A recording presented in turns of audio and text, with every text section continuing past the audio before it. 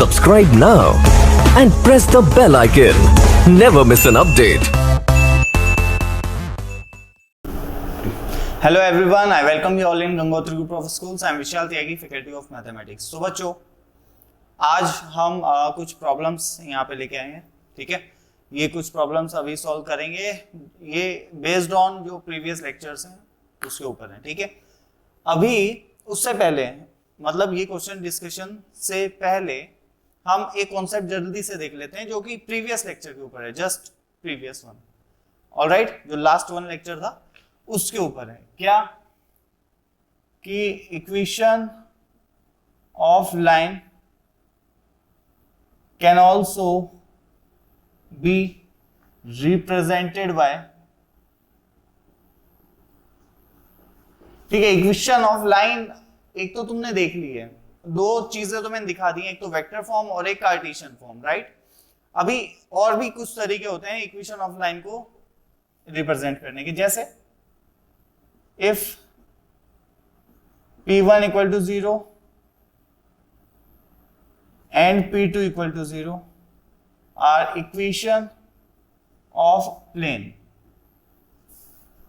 ठीक है। p1 equal to 0 and p2 equal to 0 जो है वो इक्वेशन ऑफ प्लेन है अगर, ठीक है, okay. Then number one, p1 equal to 0 equal to p2, equation of plane आपको दी जाएगी और ये ऐसे दी जाएगी, मान लो दो इक्वेशन ऑफ प्लेन है आपके पास और लिखा है p1 equal to 0 equal to p2, मतलब इधर एग्जांपल भी देखते जाएं। For example like 2x minus 3y plus z, ठीक है, -4 is equal to 0 is equal to 2x minus या plus 3y minus कुछ भी whatever it is x 4z -1 ऐसे लिखा है मान लो, ठीक है, बीच में 0 है। ये क्या है? ये इक्वेशन ऑफ लाइन है, ना कि प्लेन। बात को समझना मेरी, ऐसा क्यों? What does it mean? इसका मतलब क्या है? ठीक है, इसका मतलब कुछ नहीं है। अगर आपको ऐसा दिया जाता है तो ये इक्वेशन ऑफ लाइन है, और कौन सी लाइन है? इंटरसेक्शन वाली, इस प्लेन की और इस प्लेन की इंटरसेक्शन वाली जो लाइन है उसे रिप्रेजेंट करता है। मतलब वो बोलेंगे नहीं आपको, वो कहेंगे and equation of line is this, और तुम कंफ्यूज कि यार ये तो इक्वेशन ऑफ प्लेन है, ये बोल रहे हैं लाइन। क्वेश्चन गलत है शायद, नहीं, क्वेश्चन सही है। ऐसे बोला जाता है कि ये जो लिखा है ना मैंने, इक्वेशन ऑफ लाइन है, तो तुम्हें अंडरस्टैंडिंग कैसे बिठानी है कि वो कौन सी लाइन है? इन दोनों की, ये जो दो प्लेन है P1 एंड P2, ठीक है, इनके इंटरसेक्शन लाइन, ठीक है। तो this represents equation of line. अच्छा, विच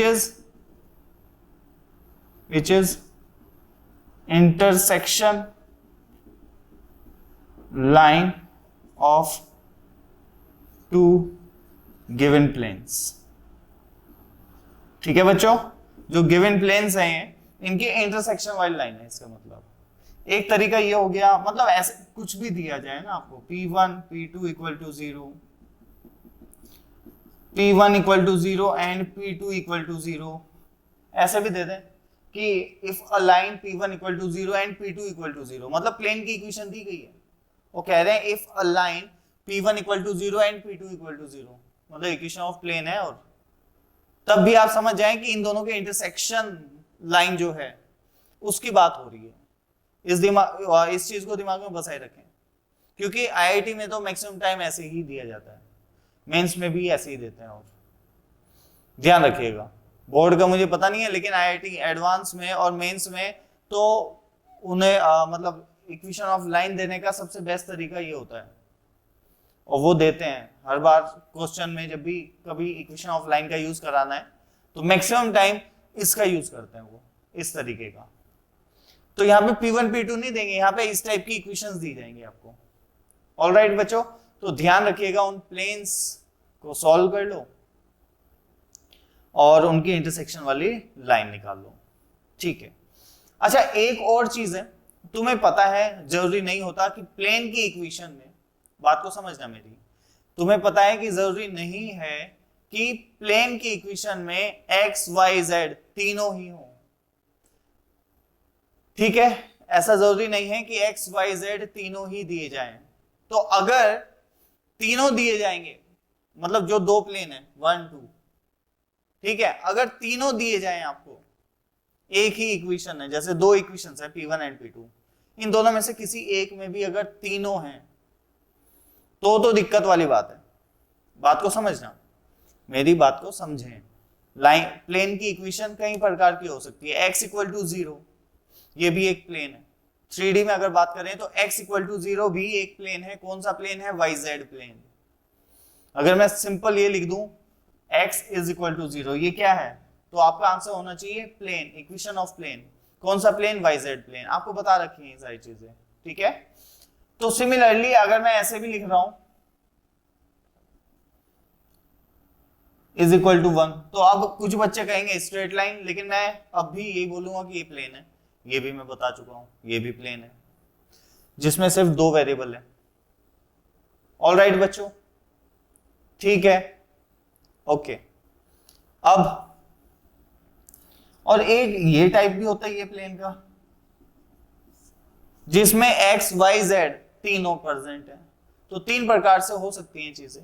तो मैं ये बता रहा हूं आपको कि कभी अगर, जैसे मैं लाइंस की इक्वेशन के बारे में बता रहा हूं, P1 P2 equal to 0, P1 equal to 0 and P2 equal to 0, ऐसे रिप्रेजेंट करते हैं। और जो ये P1 P2 है ना, ये सिर्फ दो वेरिएबल वाले प्लेन्स हो, तो इनको बहुत इजीली निकाला जा सकता है। इक्वेशन ऑफ लाइन उनके थ्रू बहुत इजीली निकाली जा सकती है। फॉर एग्जाम्पल, ठीक है, अच्छा एक मिनट रुको, अगर तीन वाला हो, तीन वेरिएबल्स हो, तो बेटा वही है इंटरसेक्शन लाइन, जैसे निकालने का तरीका हमने लास्ट लेक्चर में सीखा है, वैसे निकालें।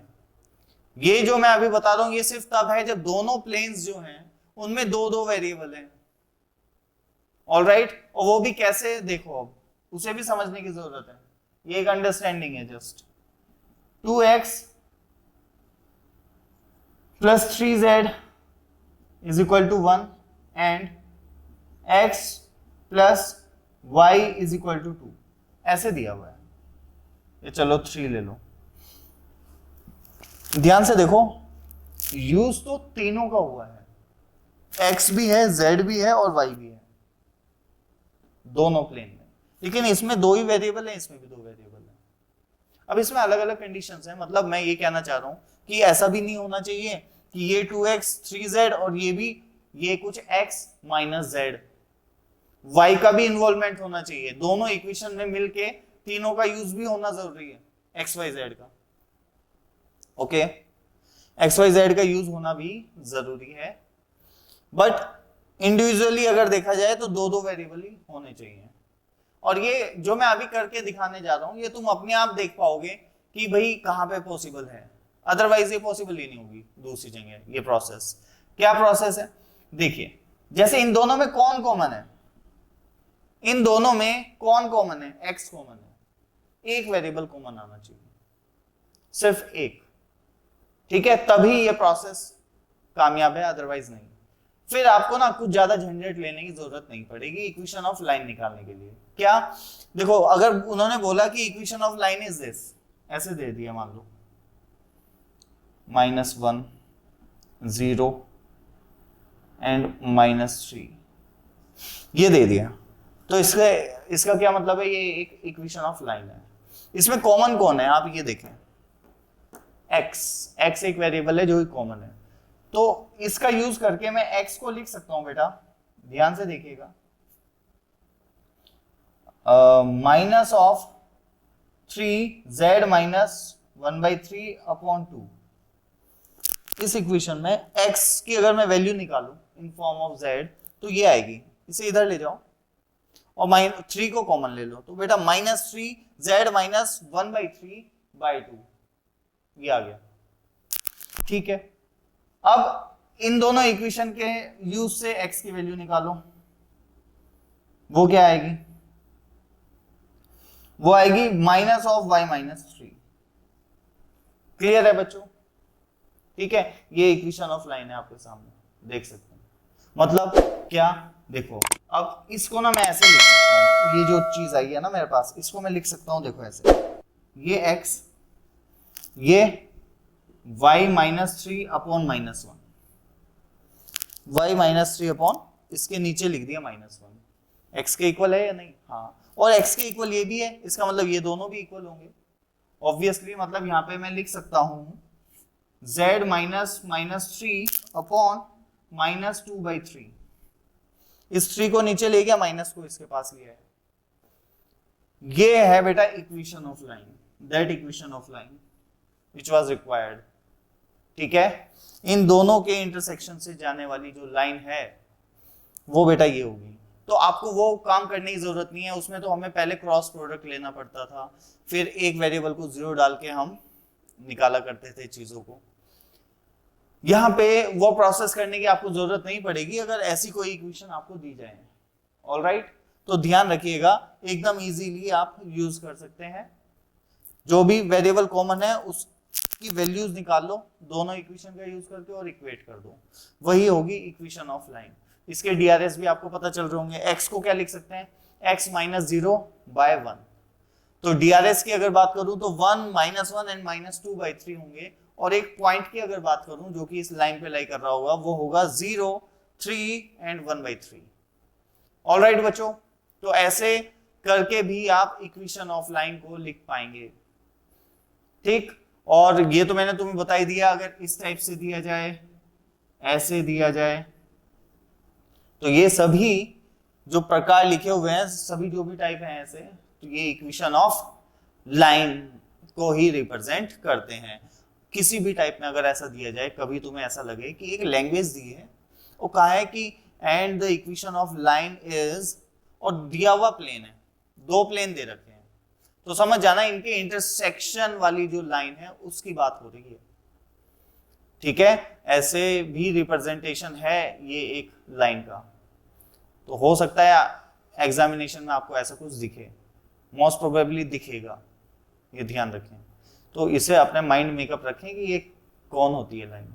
और ये भी याद रखें, जब दो वेरिएबल हो और एक कॉमन हो, दो वेरिएबल में बात चल रही हो और एक कॉमन हो, तो आप उस कॉमन वाले को दूसरों की फॉर्म में लिख के इक्वेट कर देना, इक्वेशन ऑफ लाइन आपके पास होगी।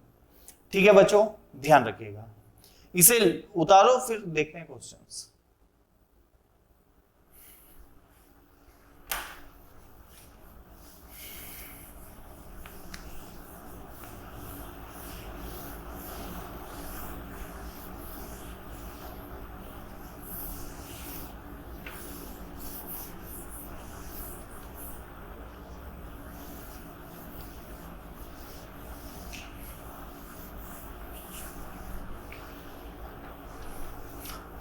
ओके बच्चों, क्वेश्चंस पे आते हैं जल्दी से।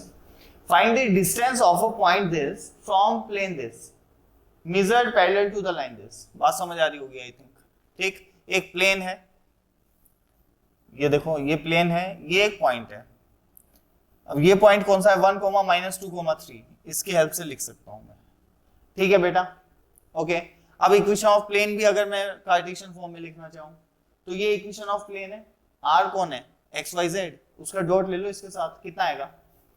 इक्वेशन ऑफ प्लेन आ जाएगी x minus Y plus Z is equal to 5। देख पा रहे होंगे शायद, राइट। आर कौन है? एक्स आई प्लस वाई जे प्लस जेड के, उसका डॉट प्रोडक्ट इसके साथ लोगे और इक्वल टू क्या रख दोगे? 5 रख दोगे। ठीक है, तो मैंने वही किया है, x minus Y plus Z is equal to 5। Okay okay, तो ये कार्टेशियन फॉर्म ऑफ प्लेन भी आ गई। And measured parallel to the line this, इस लाइन के पैरेलल मेजर किया जाता है। ठीक है, इसके डीआरएस तो पता है, ये लाइन कहां से पास होती है? पॉइंट तो नहीं दे रखा, इसका मतलब 0,0,0 ओरिजिन से पास हो रही है। ठीक है, अगर पॉइंट नहीं दिए जाए तो समझ जाना ओरिजिन से पास हो रही है। लेकिन मुझे इस लाइन की रिक्वायरमेंट नहीं है, मुझे इसकी जस्ट डीआरएस की ही रिक्वायरमेंट है, क्योंकि इसके पैरेलल बोला है उसने। आई डोंट नो ये लाइन कहां से जा रही है, हो सकता है ये लाइन ऐसे जा रही हो। तो अब उसने कहा कि भाई इस पॉइंट से इस प्लेन की distance parallel to the line this, perpendicular distance नहीं चाहिए उसे, parallel to the line this. तो मैंने कहा अच्छा ऐसा है, ओके, तो ये वाली डिस्टेंस चाहिए इसको। ठीक है बच्चों, तो ये वाली डिस्टेंस इसको रिक्वायरमेंट है इसको, ठीक है। तो मैंने कहा चलो निकाल लेते हैं, मान लेते हैं बेटा, मान लेते हैं ये वाली डिस्टेंस कितनी है, लैम्डा। अब एक पर्टिकुलर डायरेक्शन में एक फिक्स पॉइंट से लैम्डा डिस्टेंस पे जो पॉइंट होता है उसे किसके हेल्प से निकालते हैं, यू नो वेरी वेल, बता रखा है ना, क्या x माइनस x1 upon a equal to y minus y1 upon b is equal to z minus z1 upon c is equal to plus minus lambda, जहां पे a b c direction cosines होते हैं उस डायरेक्शन के, और जहां पे x1 y1 z1 वो पॉइंट होता है जिससे कि आपको लैम्डा डिस्टेंस पे दूसरा पॉइंट कैलकुलेट करना है। ऑलराइट, तो मैंने कहा x माइनस 1 अपॉन इस डायरेक्शन के डायरेक्शन कोसाइंस, तो dc is of direction, direction के drs कहां है, ये drs of directions are this, तो भाई इसके ओवरऑल जो वेक्टर है इसके मैग्नीट्यूड से इसको डिवाइड करना पड़ेगा, यूनिट वेक्टर बनाना पड़ेगा, यूनिट वेक्टर के केस में डीसीज ही मिलते हैं, यू नो वेरी वेल। तो कितना आ जाएगा 36 प्लस 9 कितना हो गया 45, 45 प्लस 4 कितना हो गया 49 का स्क्वायर रूट कितना हो जाएगा बेटा 7, तो 7 से मुझे इनको डिवाइड करना पड़ेगा टू गेट डीसीज, तो डीसीज आ जाएंगे 2/7, 3/7 एंड -6/7, ये आ गए बेटा डीसीज। ऑलराइट, तो यहां पे अब मैं लिख दूंगा 2/7 y plus 2 3/7 z minus 3 -6/7 is equal to plus minus, देखो जब लैम्डा अननोन होता है वहां पे तुम्हें स्ट्रेट लाइन में बताया था कि जब r अननोन हो तो प्लस माइनस लगाने की कोई रिक्वायरमेंट नहीं है, ठीक है, वो अपने आप आ जाएगा अगर ऐसा होगा तो मैंने लैम्डा ले लिया जस्ट, ठीक है, तो क्योंकि लैम्डा ही तो कैलकुलेट करना है, इसके हेल्प से मुझे एक मतलब ये पॉइंट मिल जाएगा, x कितना मिलेगा 1 प्लस वेट x मिलेगा 1 प्लस 2/7 लैम्डा, y मिलेगा -2 प्लस 3/7 लैम्डा एंड z मिलेगा 3 minus 6 lambda by 7, X Y Z ये 3 कोऑर्डिनेट बेटा मिल गए हैं मुझे। ओके चलिए, अब ये पॉइंट ये किसके कोऑर्डिनेट हैं, ये इस पॉइंट के, मान लेते हैं ये पॉइंट P है, तो ये किसके कोऑर्डिनेट है, पॉइंट P के कोऑर्डिनेट है, ठीक है ना, point P will lie on the plane, बात सही है, ये बिल्कुल वही कॉन्सेप्ट है जो स्ट्रेट लाइन में यूज किया करते थे, ठीक है। तो ये जो मैंने पॉइंट निकाला लैम्डा डिस्टेंस पे एक पॉइंट आया है, ये किस पे लाई करेगा बेटा, प्लेन पे, बस यही तो रिक्वायरमेंट थी हमें, एक कंडीशन की रिक्वायरमेंट थी टू कैलकुलेट लैम्डा, लैम्डा ही तो डिस्टेंस है हमारी।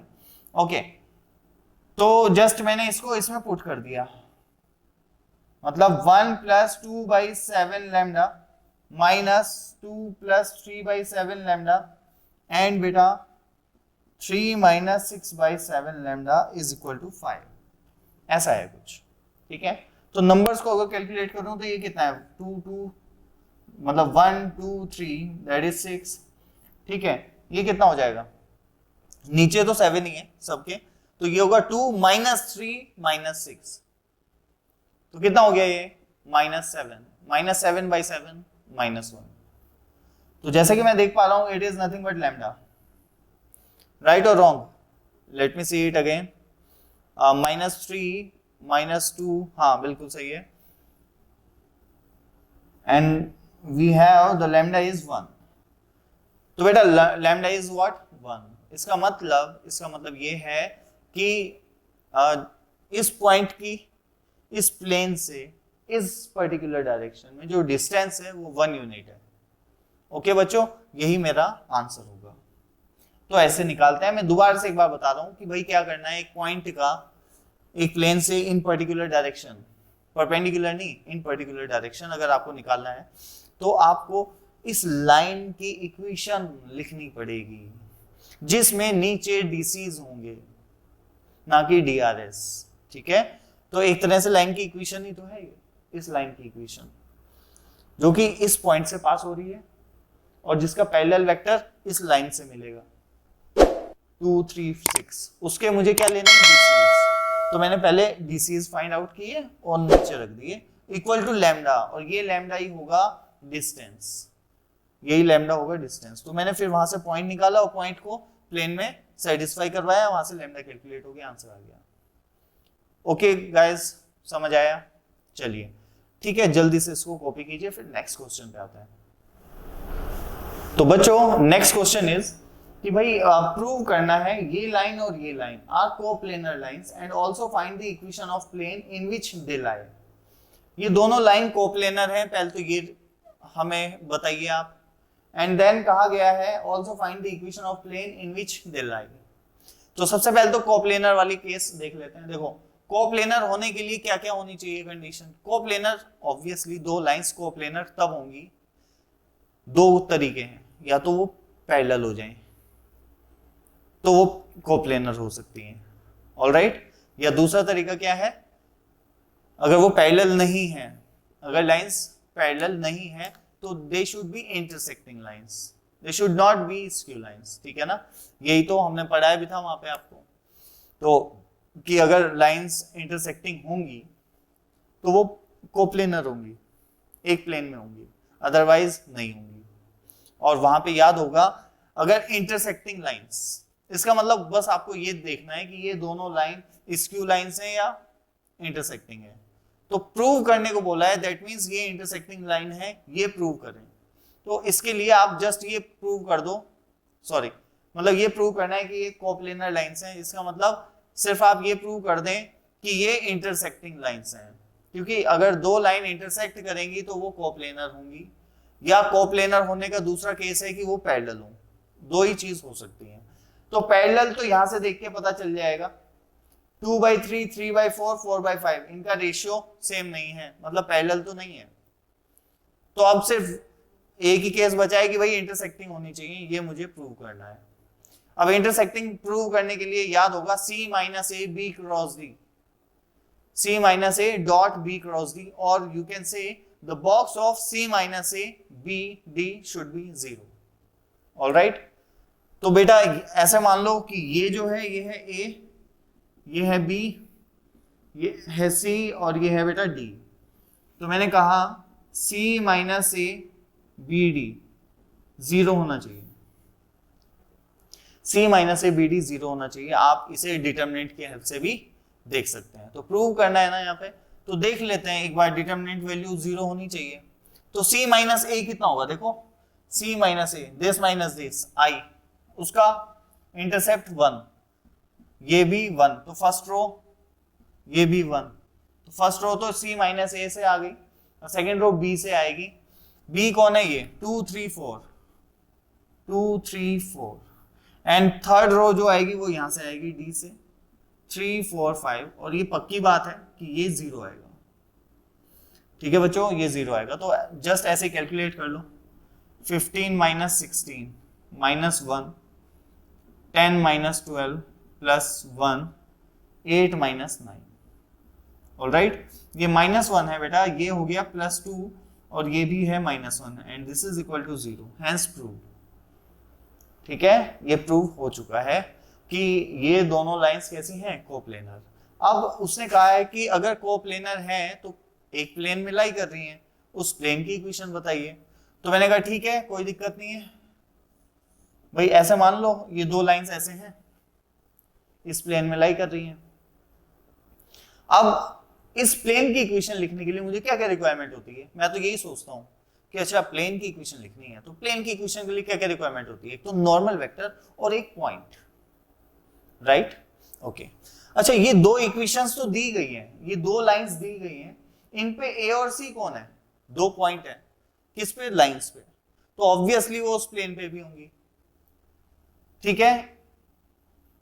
तो मैं कह रहा हूं A and C will also lie on the plane, क्योंकि प्लेन जो है वो दोनों लाइनों को कंटेन कर रहा है, सही बात है या नहीं। जब कोप्लेनर है तो उन दोनों लाइनों को कंटेन करने वाले प्लेन की इक्वेशन बतानी है, दैट मींस कि लाइनों पे जितने भी पॉइंट हैं वो सभी उस प्लेन पे लाई करेंगे ऑब्वियसली। तो A और C तो हमें पता ही है, तो ये तो उस पे लाई करेंगे ही करेंगे।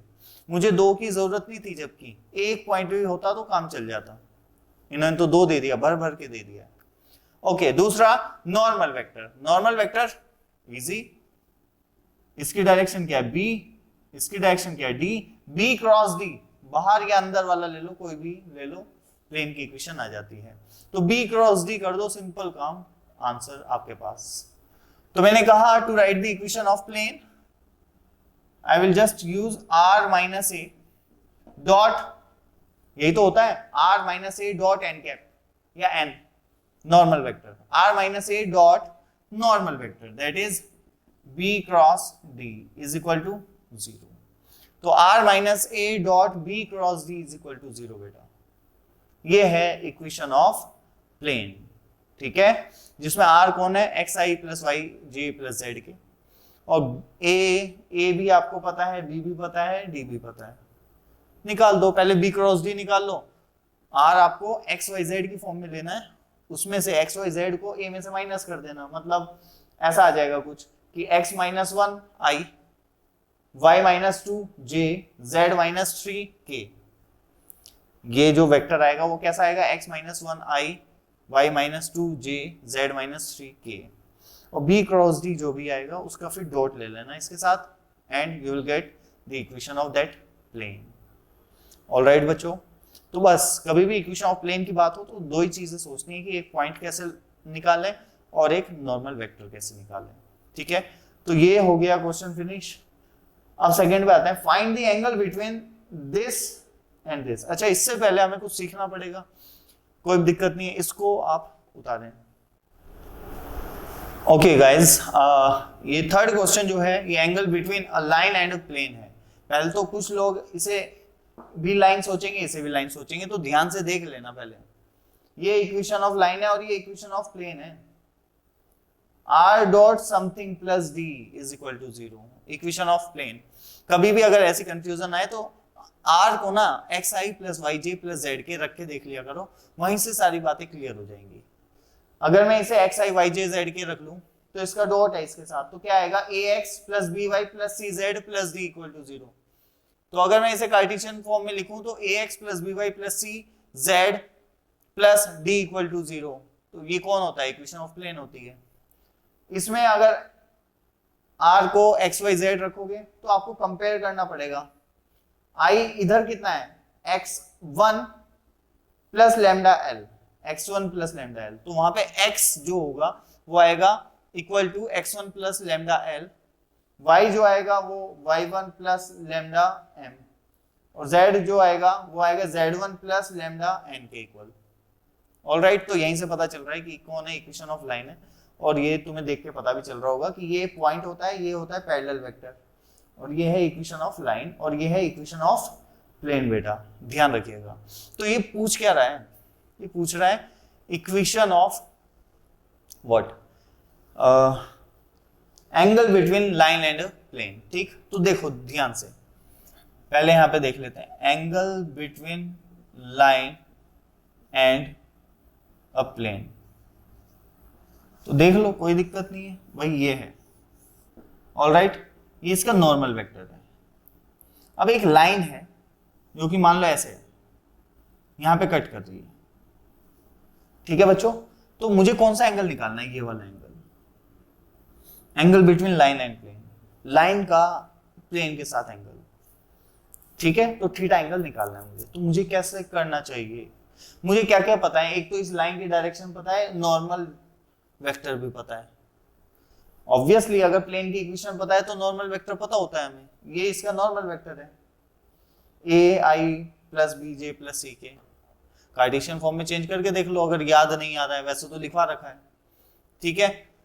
तो बेटा ये इसका नॉर्मल वेक्टर है, तो नॉर्मल वेक्टर मुझे पता है, और लाइन का पैरेलल वेक्टर मतलब लाइन की जो डायरेक्शन है वो भी मुझे पता है। तो मैं सिंपल सा एक काम करूंगा, इनके बीच का एंगल निकालूंगा, दैट इज अल्फा, ठीक है। तो मैंने लिख दिया we are to find theta, we are to find theta and we know that theta plus alpha is 90। तो थीटा कितना आएगा, 90 माइनस अल्फा। ये तो मुझे क्लियर हो गया क्योंकि ये तो 90 डिग्री है, राइट एंगल ट्रायंगल है। ओके, अब मैं क्या कह रहा हूं, क्या करें, अल्फा कैलकुलेट करते हैं। तो वी विल या we can calculate alpha, we can calculate alpha from the given information. ठीक है, गिवन इंफॉर्मेशन। अच्छा, अल्फा कैसे कैलकुलेट करेंगे, तो भाई कॉस अल्फा, जो कॉस अल्फा होगा बेटा, ठीक है, कॉस अल्फा जो होगा वो क्या होगा,